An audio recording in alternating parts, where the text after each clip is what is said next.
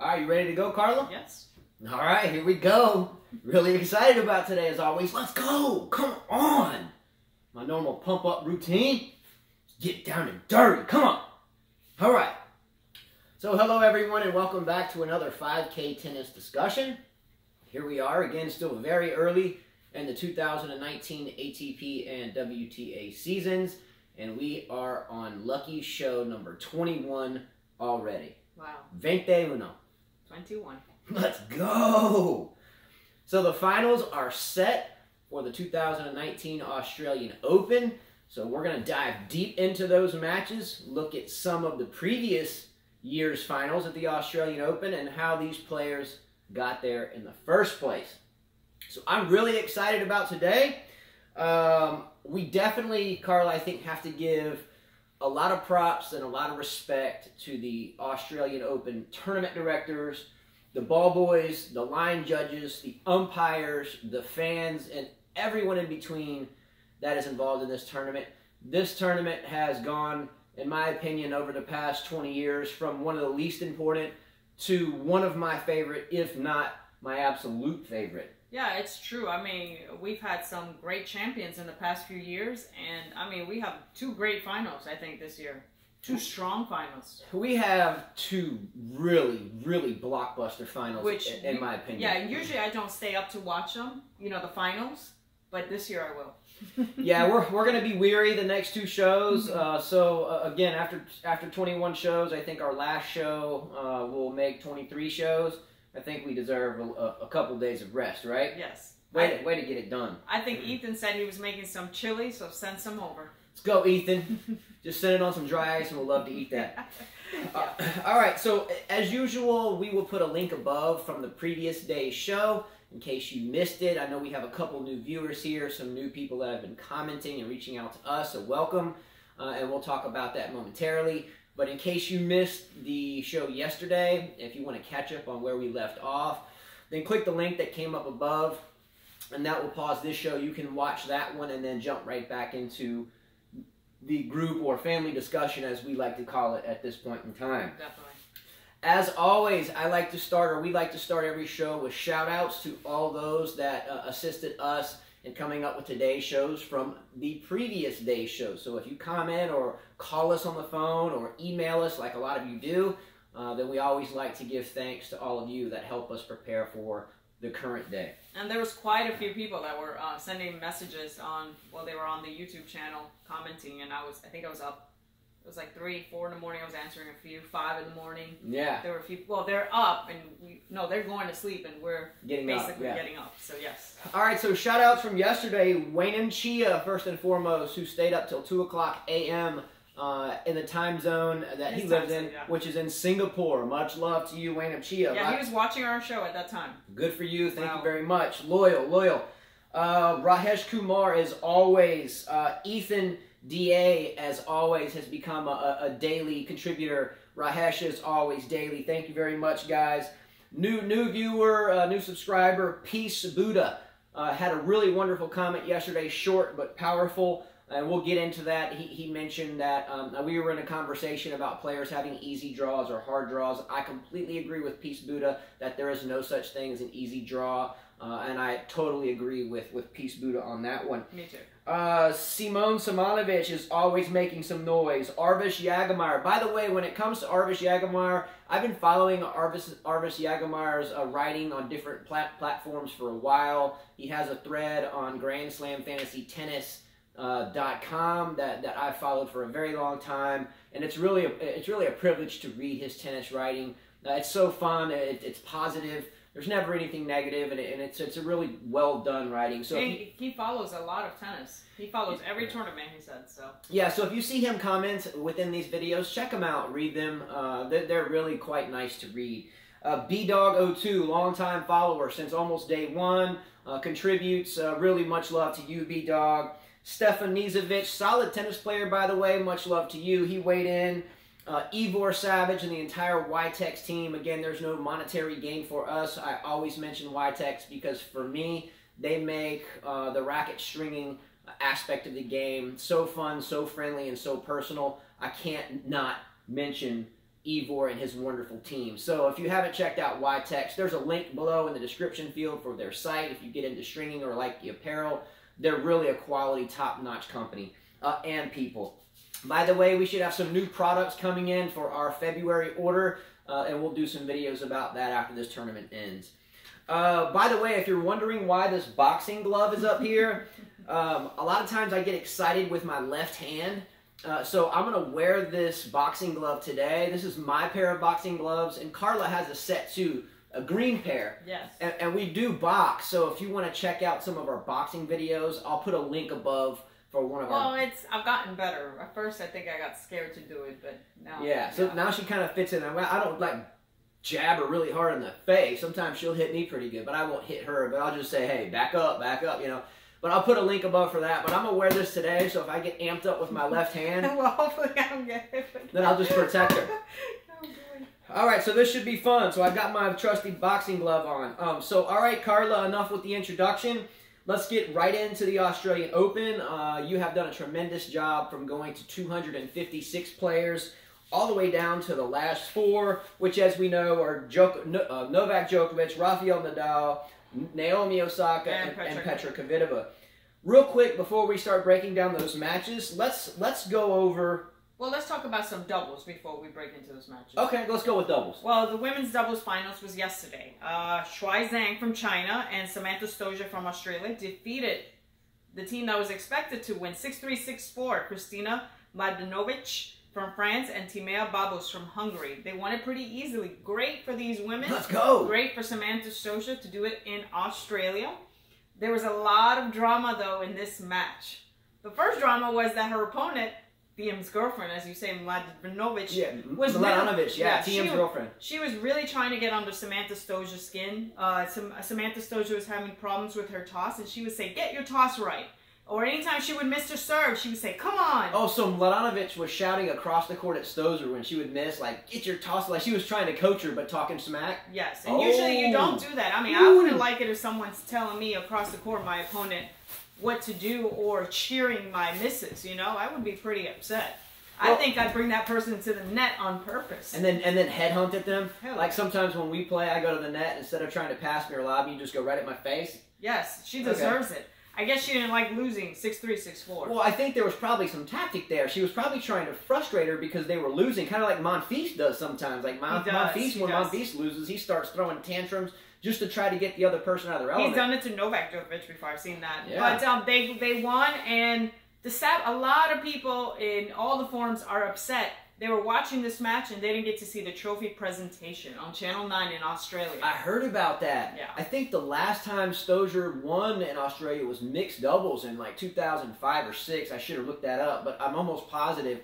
So yeah, that's got to be pretty tough if your local news or your national news doesn't show one of your own, especially Stosur, who's been a long-time fighter. Yes, won a major. She's in her mid-30s, so geez, I can't believe they didn't. You know? Well, we're showing you props here, Stosur. Good for her. Let's go. Good for both players. Great for both players. Yeah. All right. So what we'll do, great doubles coverage, by the way. What I want to do real quick before we break down those 2 final matches. Let's look at the last 5 finals, briefly, that Australia has had, or the Australian Open has had, men's and women's. What are the last 5 men's finals and the last 5 women's finals? We'll start with 2014. Your champion there was Stan Wawrinka from Switzerland. He defeated Rafael Nadal from Spain in 4 sets. Okay, good match. So that was a good match to watch. Match. The next year, 2015, we had Novak Djokovic defeat Andy Murray in 4 sets. The 4th set was 6-0, so that wasn't a big deal, you know. 2016, Novak won it again. Defeated Murray in 3 sets. Okay. So, okay. Yeah, all right. Then the next year, 2018, we have 2017, we have Federer defeat Nadal in 5 sets. That was a good match. So that was a good match. That was a good match. Yes. And then you had Cilic last year, 2018, defeat Cilic. Also you had Federer that defeated Cilic. Yeah, Federer defeated Cilic in 5 sets as well. Good match, good match. But this one's more exciting, don't you think? If we look at those 5 previous majors, and yes, they were all good, especially if you go back to 2012, the Djokovic-Nadal epic 6-hour final. But when you look at this match coming up in 2019, Djokovic-Nadal, oh my gosh. And we're going to get into the breakdown here in a little bit, so we won't spend time on that yet. But this is all I'm going to show you. All I want to say is that this match and the ride-up to this match for this year is much better than any of those on paper were, and I can promise you it's going to be better than any of those matches actually were. Well, I'm sure the Federer one and Nadal, a lot of fans were happy to see that, but usually Federer beats him in hardcore, right? Next is the women's 2014. We had Li Na from China defeat Dominik Sivakova. Okay, good match. It was 7-6, 6-0. So yeah, good match. Good for Li Na. 2015, we had Serena Williams defeat Sharapova 6-3, 7-6. Good match. There was a lot of kind of catfighting leading up to that one. Yeah. I remember that one. But the whole Dimitrov thing. Yeah, with Dimitrov. We won't get into that. But I remember that match well. We watched that together. Yes. I don't really consider it one of the best matches. No, it was not. And then you had after that you had 2016 Kerber defeats Serena in 3 sets. And that was a good match. You had the counterpuncher against the aggressor. Pardon me. Yeah, that was a good match. I wouldn't consider it epic either, but it was a very good match. Then next year, you had 2017 Serena against her sister Venus, 2 sets. So it was pretty quick. Yeah. And I didn't watch that one. Yeah, but you know, sometimes with those matches, again, much love to both. I'm a big fan of both. But sometimes when they play, they almost seem choreographed. Anyway, so not my favorite match. And then fans of both. But last year, 2018, you had Carolina Wozniacki defeat Simone Halep in 3 sets. I have to admit, I did not watch this match because I really didn't want to watch the pushing against the running, the grinding, yes, and the defense. Yes.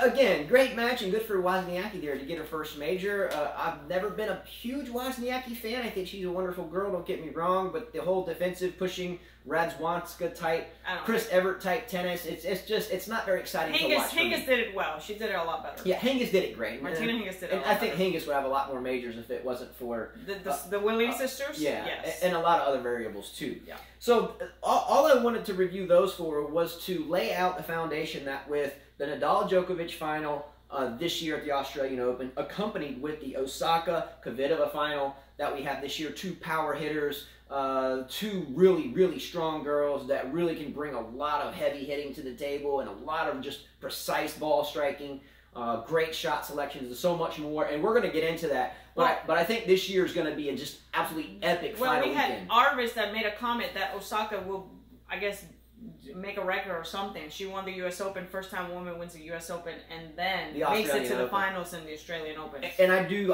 never told you, but I have a bunch of these highlight records that we're going to discuss. Okay. Also, lastly, speaking of the Australian Open, the attendance level of the Australian Open has been climbing incredibly, incrementally. There was a lull in 2013 to 2014. In other words, there was the attendance drop from 2013 to 14, and then it started jumping back up incrementally. Last year, the attendance was 743,667. I say this year it goes up even further. With those 2 guys? I would say so. And even the ladies, they're going to bring it. Well, are we going to talk about last night's match? We are. So what we're going to do is let's look quickly at Djokovic-Pouille. And I mean quickly, because this was an absolute brutal, I don't know which one was worse, Nadal, Tsitsipas, or Djokovic and Pouille. Okay, so check out these stats.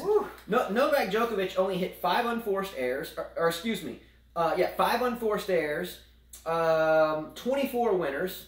Pouille only won 44 points. Furthermore, Djokovic only lost 4 games and a total of 6 games in his last 3 matches and faced no break points versus Pouille. Wow, that's amazing. I mean, what? I mean, he beat him 6-0 in the first set. 6-2, 6-2. Woohoo! It was quick. Sounds like one of those matches where I play you. Are you serious? Yeah, I mean, it sounds reminiscent. Justin. What? I think all the viewers know that that's not true. It is, and she just doesn't. Do I need to bring out the kids? Do I need to break out my boxing glove? That's a joke. He's never. I think one time he bageled me, and it was a bad day. And I've bageled you many times. Just saying. What? When I have a bad knee and I say, look, I can't run. I've beaten him just after having a baby, so don't even go there. Are you serious? I'm very serious. Oh, you wait for today. Your dad was there watching. We're gonna go. You didn't bagel me with my dad watching. I beat you like 6-1, 6-2. It was easy. Are you serious? And I was like super overweight. I just had Justin. Is that a joke? Was it the day? Do we need to bring him here? Is that the day I'm playing with 2 knee braces and just tweak? Your knees weren't bad at that point. Look, I'm gonna go out to the court today. That's crazy. I beat him yesterday. So stop it. We're gonna move forward because now I'm mad. I beat him yesterday. Don't make me pull out my boxing glove. I'm gonna be playing around here. put you, wow. I'm telling you, fire me up. So look, is there really much more need to break down the Pouille match? He got destroyed. Much respect. He got destroyed, but he did pay respect to Djokovic. I mean, yeah, he couldn't do anything. He did. He was too good, and this is just a reminder that Djokovic, Nadal, and we're starting to lose Federer, I think. But we're going to go through... But they're a lot younger than Federer, too. Yeah, we're going to go through another generation of being called the next generation of that cheesiness, which if you follow this, I don't care for the next generation stuff at all. You either play tennis or you don't. I think these two veterans prove that. Those guys have a long way to go. Yeah, it's going to be another next generation becoming a lost generation. Because don't forget, we had the youngsters a while back. We had Rannick, we had Kyrgios, we had Tomic.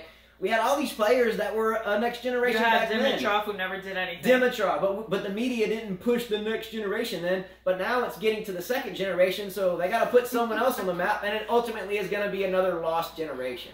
I think out of all those guys, though, Tsitsipas is probably the closest one, and everybody falls behind that. I'm not saying that he's close. I'm just saying. Again, we've talked about this before, and I think it's Coric de Minaur, but again, it doesn't matter. De Minaur got smoked. Because by the time, let's see, they're both 32, 31, 32, Nadal, Djokovic. Even if Federer bows out, those two are still going to be at the top of the bottom of the draw. They're going to destroy everybody. I mean, Murray and Wawrinka have been fortunate enough to win a few. Take some away from those guys. I like Murray a lot, but he got lucky. All right. All right, so we're going to jump right in now to the Nadal-Djokovic final matchup and what we think about it. I'm going to let you start. Well, we know that the record is 27-25, Djokovic up. And we know the last time that Nadal beat him was in 2013 on hard court. He's beaten him in clay before, but Djokovic has dominated on hard court. Plus, he's trying to beat a record. He's tied with Roger Federer right now. So yeah, they both have 6. If Djokovic wins this, then he hits his 7th Australian Open, which is tremendous. I wonder if he can catch Rafa's 11 on this surface. I'm saying that, for me, I'm going to pick Nadal. Obviously, you guys know I'm a Nadal fan. I mean, they both had a pretty decent road. They've beaten a lot of opponents pretty handily. Not that they had an easy draw. I mean... So, look, real quick before we talk about the roads, how they got there. When I saw Rafa beat Tsitsipas the other night, my mind had changed a little bit in terms of thinking that, hey, wait a minute, Nadal could very well go ahead and take out Djokovic here. He looks like a reborn player. Yeah. Right? Yeah. Like a new player. I know he's adjusted the serve. He's worked on court positioning, shot selections. It's like he's always evolving as a student of the game. Well, however... He can't... Well, with Djokovic, there's one thing he cannot hit. He cannot hit short. Okay? He cannot... And he's got to be on top of his serve. He's got to serve well. He cannot hit short. Because he knows that Djokovic will attack to his backhand. Will attack it all the time. That's his weaker side. I totally agree with you. Djokovic is really the only person in the game that, in my opinion, when faces off against Nadal, that has a chance because he's able to move so well and play so deep behind the baseline and traverse the court left, right. And then if he does get a short ball, then he will come in and he will start dictating points. Correct. So for me, after I saw though the match last night with Pouille and Djokovic, the very brief match that it was, my mind went back to, at this point, a 50-50 shot. I think either player can win this. I do still think because of Djokovic's domination at this tournament, I still think it's maybe 51% Djokovic, 49% Nadal in terms of chances to win this.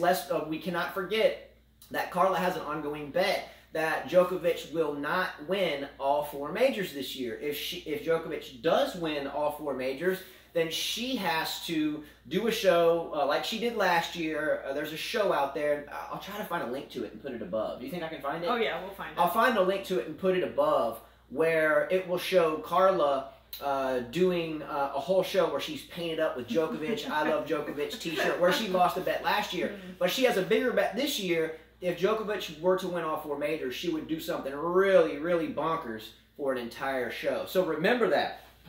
But this will be Djokovic's potentially 7th Australian Open. That would make 14 majors for Djokovic. This could be Nadal's 18th major. Yeah, I don't think Federer's happy about that. Yeah, Federer's not real happy about this. Federer could watch his 20 majors come and go really quickly. I never thought in my lifetime I would ever see the 20 majors get beaten. But I think we're on schedule at this point to see it get beaten pretty soon. Yes.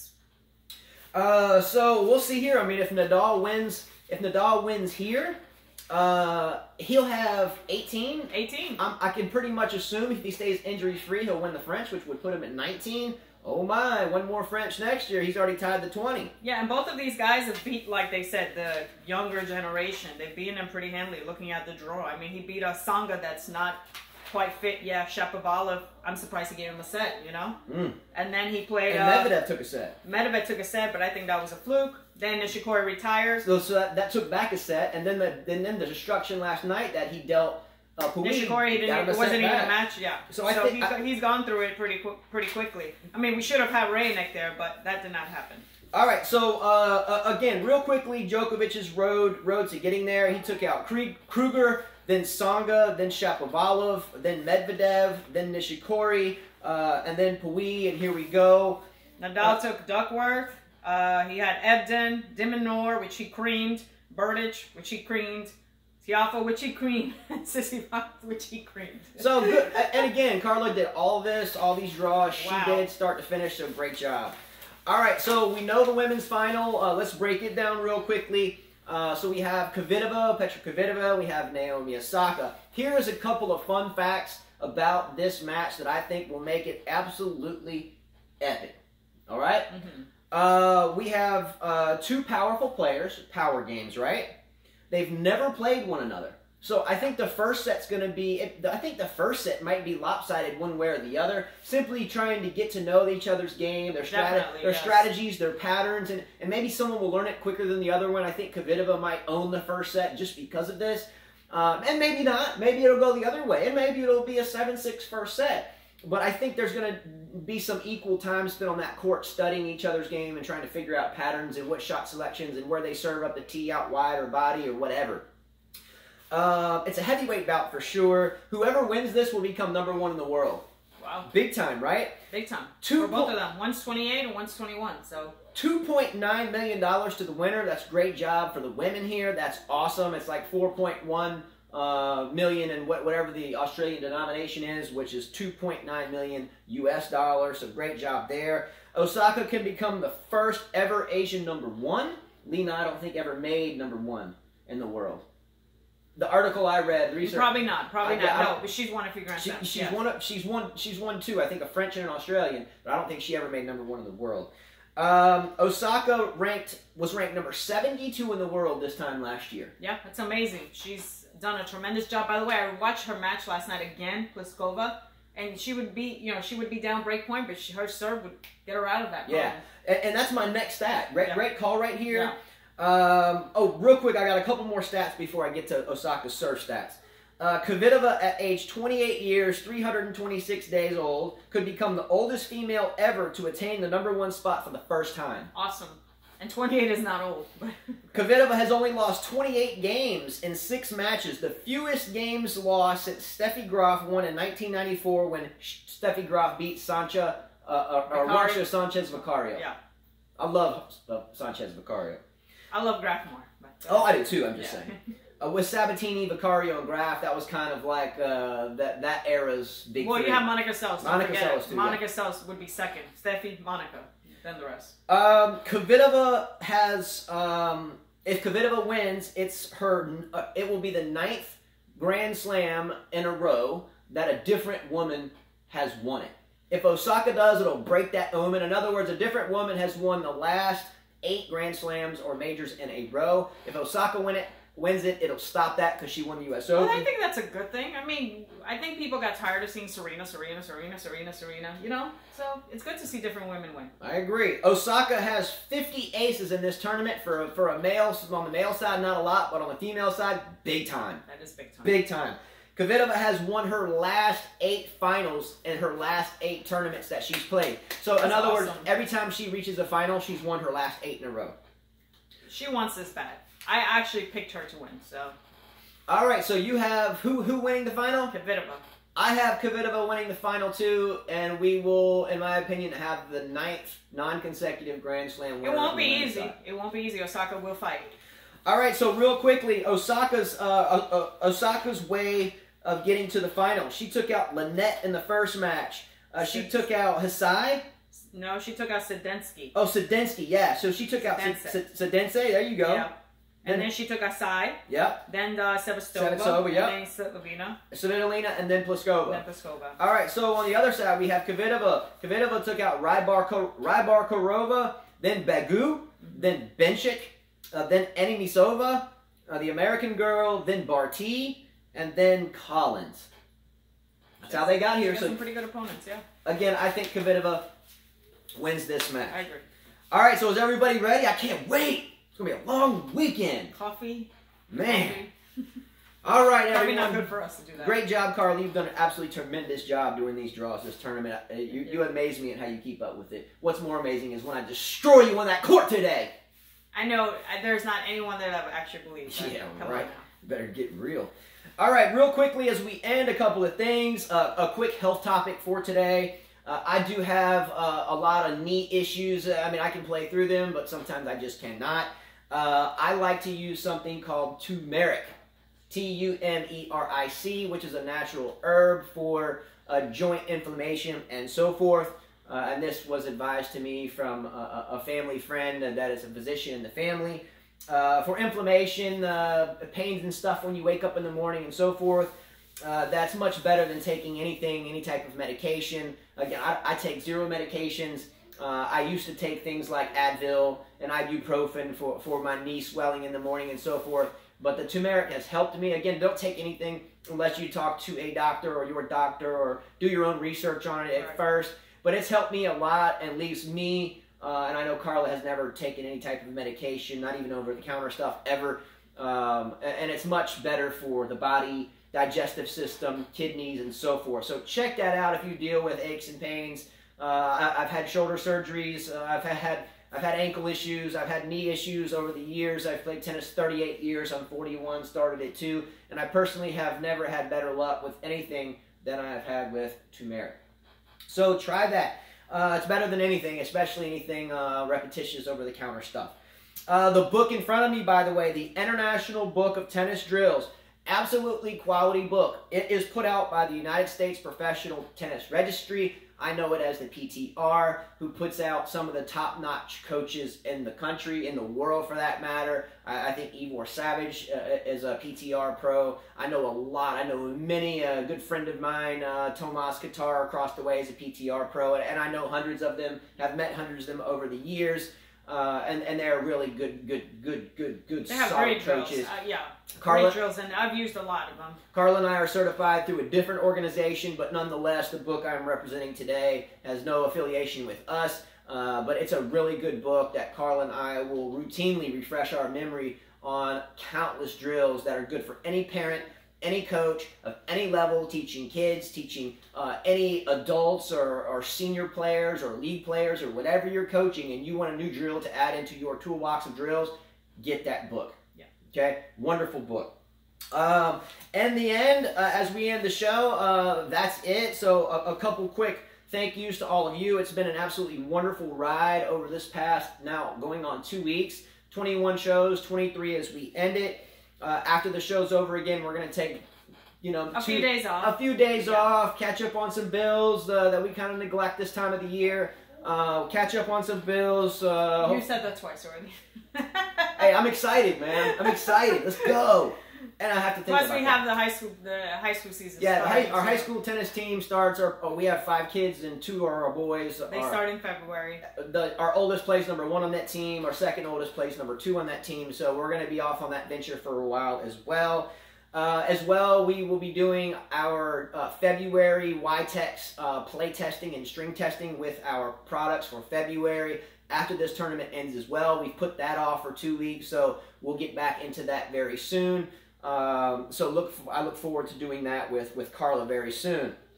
Click like below, again, on these videos. That's how we grade ourselves. Please subscribe to our channel. Our goal is to do this full time, yes, as well as teaching and coaching and stringing, obviously. But we would like to do this every day. So unless we get to XYZ number of subscribers, then we can't even begin to think about making a dime because we don't get any type of payment for it, for advertisements or whatever. Share the videos. That's how we are able to get ourselves out there. Comment below, especially during non-major tournament times. The more comments and topics that you give us, the quicker we come back with videos, the longer they will be, and the more frequently they will be. We do plan to go every day for Indian Wells, Sony Ericsson's, and the other 1000s that keep everybody involved. Yes. Again, if you wish to contribute, there is a PayPal link below. You can click on it. You can contribute there. Thank you, B-Dog, for your contribution, and Dave Rains a little while back. We do have Cash App as well if you wish to go there. And if not, no worries. Still enjoy the show. So that's it. Again, our goal is to do this 365 days a year, and maybe one day with enough hard work and digging deep, we can get that done. So for now, that's it. Take care, and as the lovely Carla always says, adios. Adios. Go Nadal and go Kvitova.